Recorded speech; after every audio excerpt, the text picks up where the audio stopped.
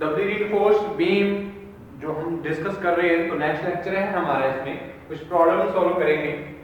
क्या क्वेश्चन है हमारे पास, find the reinforcement required for a beam section from the data. तो हमें कुछ डाटा गिवन है, वहां से हमने क्या करना है, हमें reinforcement required for a beam, तो बीम के लिए कितनी रीइंफोर्समेंट रिक्वायर्ड है, कितने, या तो सिंगली रीइंफोर्स्ड बीम है या तो डबली रीइंफोर्स्ड बीम है, वो हम देखते हैं कौन सा बीम है, तो उसके अकॉर्डिंग हम एरिया ऑफ स्टील हमने निकालना है, या तो कंप्रेशन जोन में होगा या टेंशन जोन में होगा, तो दोनों ही अगर होंगे तो हम फाइंड आउट करेंगे। उसके बाद क्या है, विड्थ ऑफ द बीम, हमें गिवन क्या है, सबसे पहले हम बात करते हैं डाटा गिवन, तो गिवन क्या क्या चीजें हैं ये हमें जानना होगा। तो विड्थ ऑफ द बीम, तो विड्थ ऑफ द बीम को हम डिनोट करते हैं स्मॉल b से, तो b हमारे पास कितना है 250 mm। उसके बाद बात आती है depth of the beam to the centre of tensile steel, यानी कि इसने जो बोला है, जो बीम की डेप्थ दी है उसने centre of the tensile steel दे रखी है। इफेक्टिव डेप्थ की बात कर रहा है, ठीक है जी, स्मॉल d की, तो स्मॉल d की वैल्यू कितनी है 500 mm। अगर यहाँ पे ओवरऑल डेप्थ बोलता तो वो कैपिटल D की वैल्यू होती। ओके, उसके बाद बोलते हैं इफेक्टिव कवर टू रीइंफोर्समेंट, तो इफेक्टिव कवर हमें गिवन है, ठीक है जी, तो इफेक्टिव कवर कितना है 50 mm, तो D डैश की वैल्यू भी हमें गिवन है 50 mm। ओके, और क्या है, maximum bending moment under working load condition, तो वर्किंग लोड कंडीशन में हमारे पास मैक्सिमम बेंडिंग मोमेंट की वैल्यू गिवन है MUT, मैक्सिमम बेंडिंग मोमेंट की वैल्यू गिवन है हमें, M की वैल्यू गिवन है जी, तो मैक्सिमम बेंडिंग मोमेंट M की वैल्यू कितनी है 160 किलो न्यूटन मीटर, ठीक है जी। तो इसको हमने किस में कन्वर्ट करना पड़ेगा, क्योंकि हमें चाहिए किसकी, फैक्टर्ड बेंडिंग मोमेंट की, तो हमें फैक्टर्ड बेंडिंग मोमेंट की वैल्यू डायरेक्ट नहीं दी हुई। ओके, तो हम यहाँ से कैलकुलेट कर लेंगे। उसके बाद अगर हम फैक्टर्ड बेंडिंग मोमेंट और FCK और कितना है हमारे पास, ग्रेड ऑफ कंक्रीट, तो FCK की वैल्यू कितनी है 20 न्यूटन पर mm², और ग्रेड दी है स्टील की, तो उसके लिए Fy की वैल्यू हमारे पास है 415 न्यूटन पर mm², तो ये वैल्यू हमें गिवन है सारी की सारी। तो यहाँ से हम अगर बात करें 160 किलो न्यूटन पर मीटर, किलो न्यूटन मीटर हमें क्या दिया है, maximum bending moment under working condition, तो मैक्सिमम बेंडिंग मोमेंट दिया, तो हमें इसको यूज कौन सा करना है, हमने MU को, यानी कि फैक्टर्ड बेंडिंग मोमेंट चाहिए, तो फैक्टर्ड बेंडिंग मोमेंट हम इसको कन्वर्ट कर लेते हैं फैक्टर्ड बेंडिंग मोमेंट में, तो हम फैक्टर्ड बेंडिंग मोमेंट यानी कि MU को फाइंड MU, सबसे पहले हम MU को फाइंड कर लेते हैं यहाँ पे, find MU equal to M 1.5 into M कर दें, तो हमारे पास क्या आ जाएगा, MU की फैक्टर्ड बेंडिंग मोमेंट की वैल्यू आ जाएगी, ठीक है जी। तो 1.5 से अगर हम मल्टीप्लाई करते हैं तो हमारे पास वैल्यू आती है फैक्टर्ड बेंडिंग मोमेंट की, तो यहाँ पे कर लेते हैं 1.5 into 160 किलो न्यूटन मीटर, तो हमारे पास कितनी वैल्यू आएगी, 1.5 से 160 किलो न्यूटन मीटर को अगर हम मल्टीप्लाई करते हैं तो 240 आता है, 240 किलो न्यूटन मीटर, तो ये वैल्यू हमारी किसकी है, फैक्टर्ड बेंडिंग मोमेंट की, तो ये हमें डाटा जो है गिवन है। अब हम स्टेप 1 की ओर बढ़ते हैं, तो सबसे पहले हमने लास्ट लेक्चर में डिस्कस किया था, वो क्या है स्टेप 1, तो स्टेप 1 क्या रहता है, जब हम फाइंड आउट करते हैं area of the steel in compression and tension zone of rectangular beam. Okay, तो सबसे पहले हम स्टेप 1 की बात करते हैं। Step 1, find MU limited, MU limited find करेंगे, तो हमारे जो MU लिमिटेड की वैल्यू है वो डिपेंड किस पे करती है, ग्रेड ऑफ स्टील पे, तो MU limited equal to grade of steel Fe415 के लिए कितना होगा 4, Fe415 स्टील यूज किया हुआ है हमने, तो MU लिमिटेड की वैल्यू कितनी होगी 415 के लिए 0.148, क्या रहेगी 0.148 हमारे रहती है 250 के लिए, तो यहाँ पे आएगी 0.138 FCK BD², ठीक है जी। तो ये वैल्यू आ गई है हमारे पास इस रिलेशन की MU लिमिटेड। तो MU लिमिटेड की वैल्यू को अगर फाइंड आउट करें, यहाँ पे पुट कर देंगे वैल्यू FCK 0.138 into FCK की वैल्यू कितनी है, यानी कि ग्रेड ऑफ कंक्रीट कितना है 20, width of beam width of beam हमें गिवन था, कितना गिवन था 250 mm, और डेप्थ ऑफ बीम भी गिवन है 500 का स्क्वायर कर देते हैं, ठीक है जी। तो यहाँ से वैल्यू किसकी आएगी, MU लिमिटेड की। तो MU लिमिटेड की वैल्यू यहाँ पे कितनी आ रही है, कैलकुलेशन आफ्टर द कैलकुलेशन आ रही है हमारे पास 172.5 किलोन्यूटन मीटर, 172.5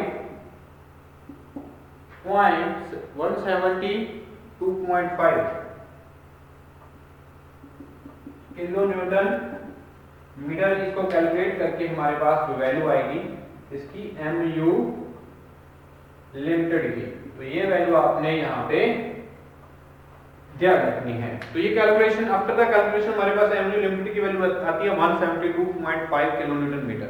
तो उसके बाद हम क्या करते हैं, कंपैरिजन करते हैं MU एंड MU लिमिटेड का। अगर हमारे पास कंपैरिजन क्या आएगा वो देखते हैं। तो बट यहाँ पे हमारे पास कंपैरिजन देखिए, स्टेप नंबर 1 में MU लिमिटेड की वैल्यू हमारे पास 172.5 है, तो MU की वैल्यू कितनी थी, तो MU की वैल्यू अभी हमने फाइंड आउट की 240 किलो न्यूटन मीटर थी। MU यहाँ पे कितना था, 240 किलो न्यूटन मीटर। तो कौन सी वैल्यू क्या है, ठीक है जी। देखो MU की वैल्यू ज्यादा है, यहाँ पे कंपेयर किया हमने, कंपेयर करते हैं MU एंड MU लिमिटेड को। तो यहाँ पे कंपैरिजन से हमें क्या आ रहा है, MU की वैल्यू क्या आ रही है, ग्रेटर देन आ रही है MU लिमिटेड से, यानी कि the beam will be the doubly reinforced section, the beam will be doubly reinforced. Then we find out the value of AST and ASC। AST क्या है, area of steel in tension and area of steel in compression, दोनों में ही हमने area निकालना पड़ेगा। इस relation से हमें पता चल रहा है, ठीक है जी। तो हम नेक्स्ट स्टेप की ओर बढ़ते हैं। तो सबसे पहले the design doubly reinforced beam है, hence the beam would be designed as, यहां से हमें क्या पता चल रहा है, क्योंकि MU की वैल्यू क्या है, ज्यादा है, तो यहां पे क्या पता चल रहा है, hence the beam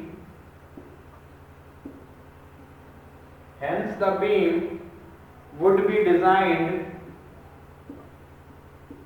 designed as a doubly reinforced, ठीक है जी। तो डबली रीइंफोर्स्ड बीम हम क्या करेंगे, यहाँ पे डिजाइन करेंगे डबली रीइंफोर्स्ड बीम, ओके। तो ये बात हमने यहाँ पे ध्यान रखनी है।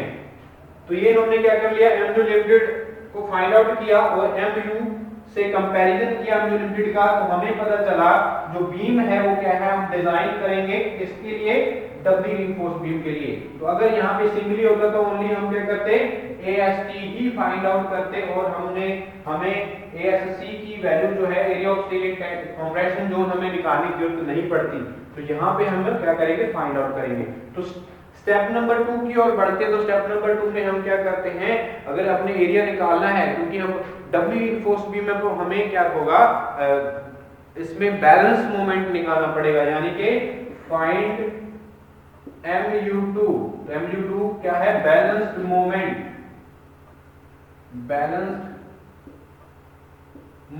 तो बैलेंस्ड मोमेंट निकाल लेते हैं। तो बैलेंस्ड मोमेंट निकालने के लिए हमारे पास क्या फॉर्मूला है, MU से हम क्या करेंगे, MU लिमिटेड की वैल्यू को सेपरेट करेंगे, माइनस कर देंगे, ठीक है जी। तो ये एक बात ध्यान रखनी है यहाँ पे।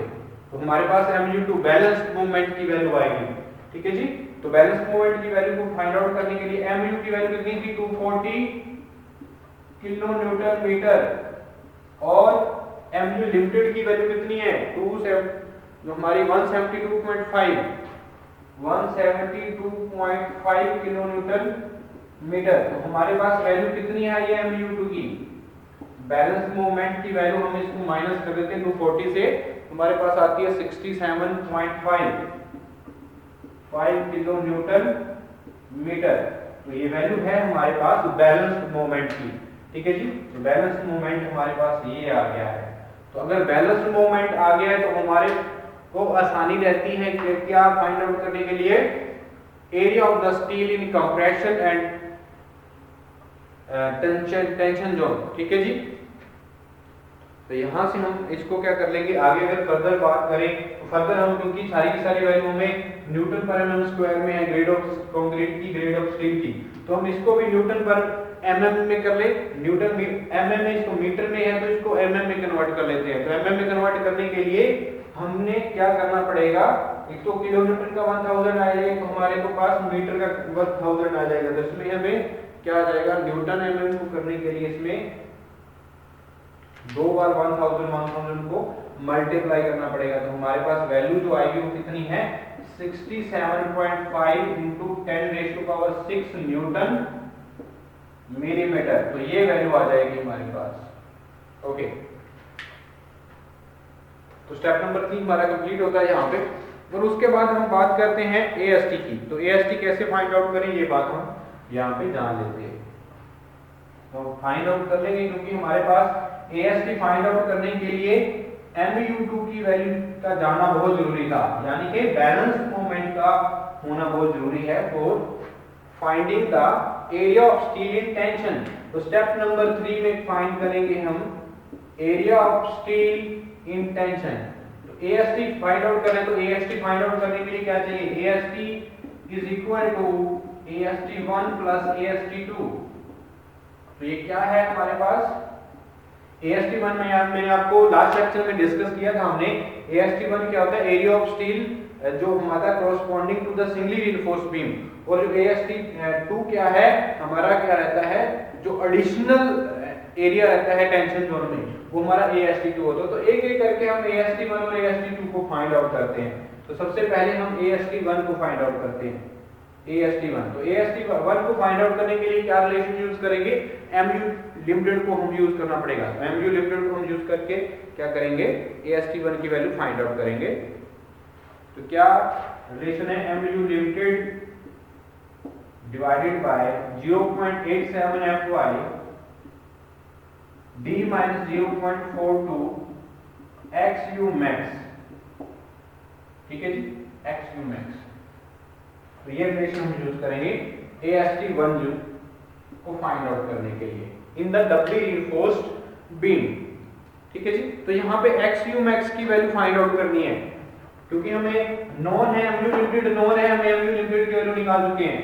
FY नोन है, डेप्थ ऑफ द बीम, हमें effective depth of the beam known है, और XU max अननोन है यहाँ पे, ठीक है जी। तो XU max को फाइंड आउट करने के लिए ये डिपेंड करती है हमारी ग्रेड ऑफ स्टील पे। तो ग्रेड ऑफ स्टील हमारे पास कितनी है, Fe415 है। तो Fe415 के लिए हमारा XU max कितना रहता है, 0.48 इंटू D। तो यहाँ से हम 0.48 into depth of the beam कितना है, 500।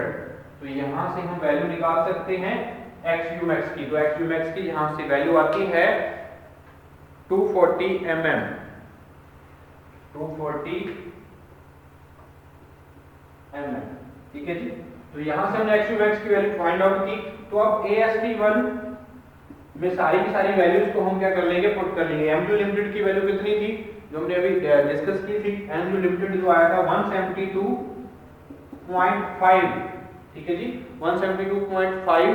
अगर इसको न्यूटन में mm में करें तो 10⁻⁶ आ जाएगा, ठीक है जी। 0.87 FY की वैल्यू कितनी है, characteristic strength for reinforcement 415 Newton पर mm स्क्वायर। D कितना है हमारे पास, 500, यानी कि effective depth of the beam 0.42। अभी हमने XU max maximum depth of neutral axis find out किया 240। तो ये वैल्यू हमने यहाँ पे पुट कर दी। ओके, तो ये वैल्यू जो कैलकुलेशन करके हमारे पास कितनी आती है, AST की वैल्यू क्या आएगी वो देख लेते हैं। तो इसकी कैलकुलेशन करने के बाद हमारे पास AST1 की जो वैल्यू आएगी 1196 mm स्क्वायर। AST हमारे पास आया है AST1 mm square 1196 mm square, ठीक है जी। तो ये हमारी AST1 की वैल्यू है। ये AST1 क्या होता है, area of the steel in tension corresponding to the singly reinforced beam. Okay, अब हम बात करते हैं AST2 की, area of steel additional steel in tension zone, ठीक है जी। तो अब AST2 को फाइंड आउट करने के लिए हमें MU2 की हेल्प लेनी पड़ेगी, किसकी, बैलेंस मोमेंट की, ठीक है जी। तो अब AST2 को फाइंड आउट करते हैं।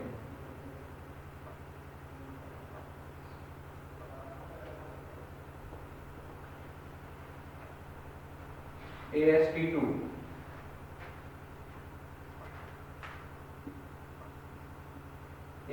क्या होता है? Area of additional reinforcement in tension zone. Okay, तो हमारे पास MU2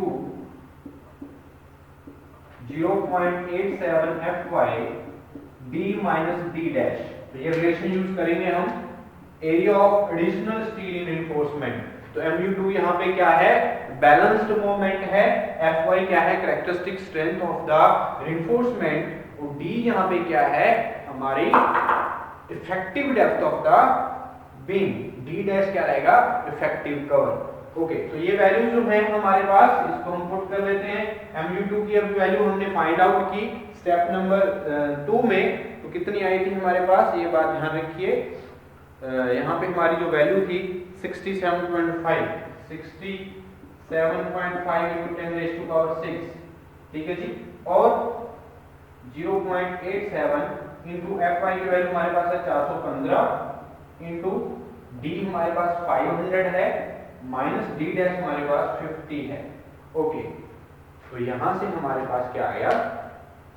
AST2 की वैल्यू आएगी। तो AST2 की वैल्यू यहां से आफ्टर द कैलकुलेशन, जब हम कैलकुलेशन करेंगे इस रिलेशन को, ठीक है जी, तो क्या आएगी? AST2 की वैल्यू फाइंड आउट होगी 415.45 mm² आएगी। 415.45 mm²।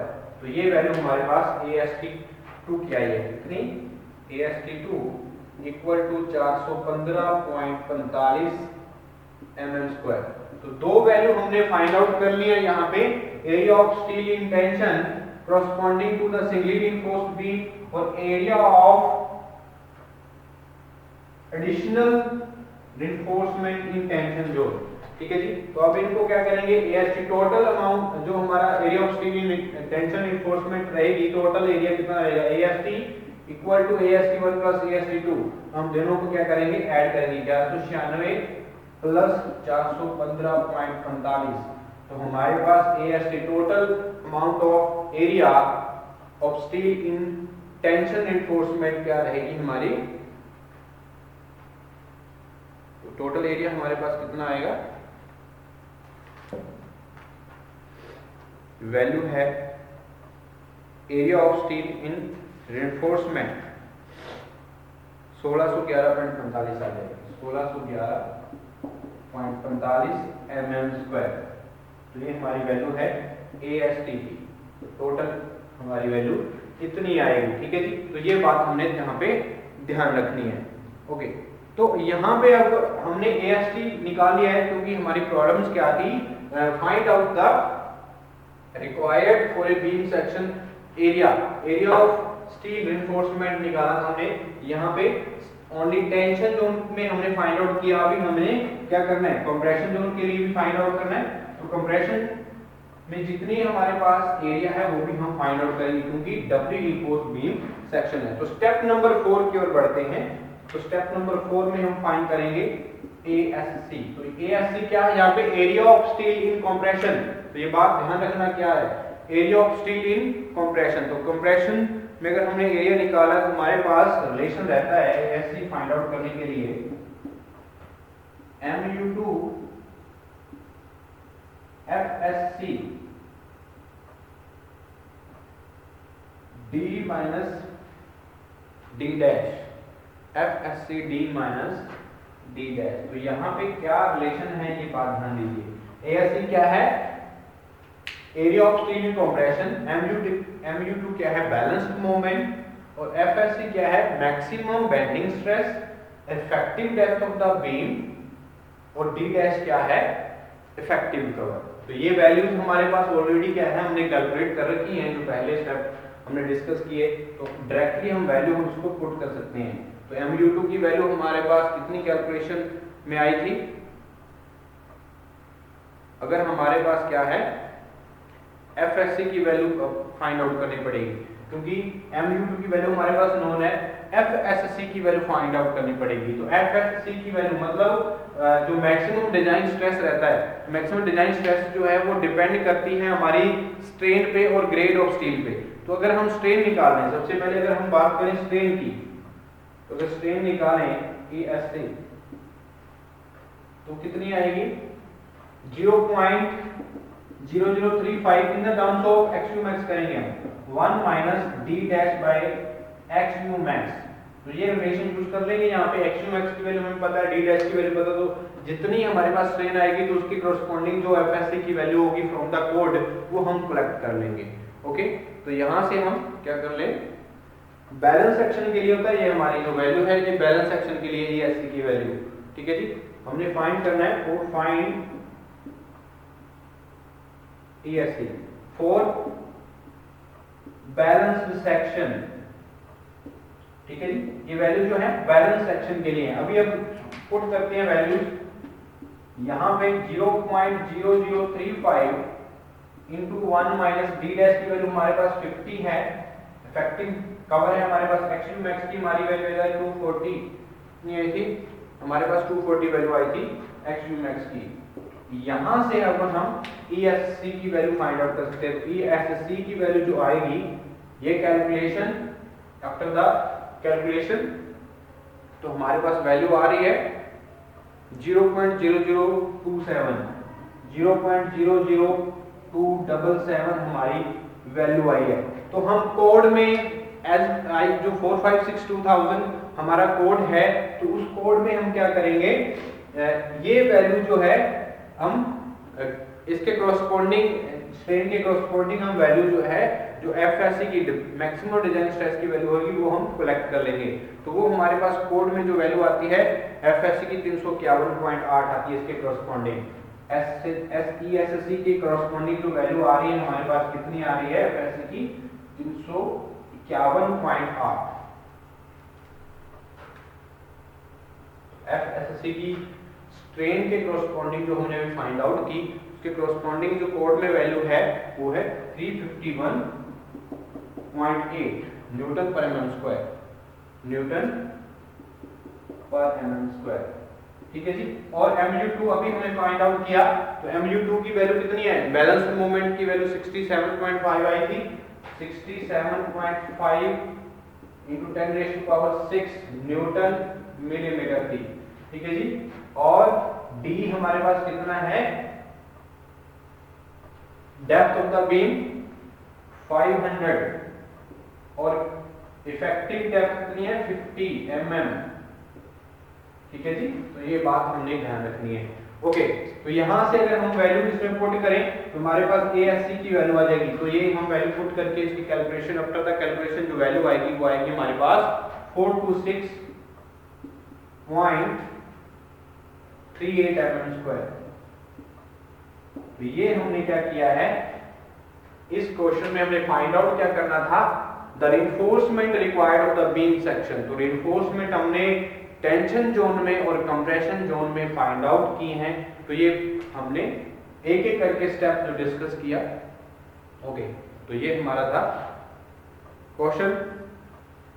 तो नेक्स्ट जो हमारा क्वेश्चंस रहेंगे वो भी हम डिस्कस करेंगे। जो डबल रिइंफोर्स्ड बीम की जो डिजाइन स्टेप्स हैं वो क्या हैं, तो डिजाइन प्रोसीजर हम डिस्कस करने वाले हैं नेक्स्ट लेक्चर में। तो उसकी कुछ प्रॉब्लम्स हैं वो भी सॉल्व करेंगे क्या होती हैं।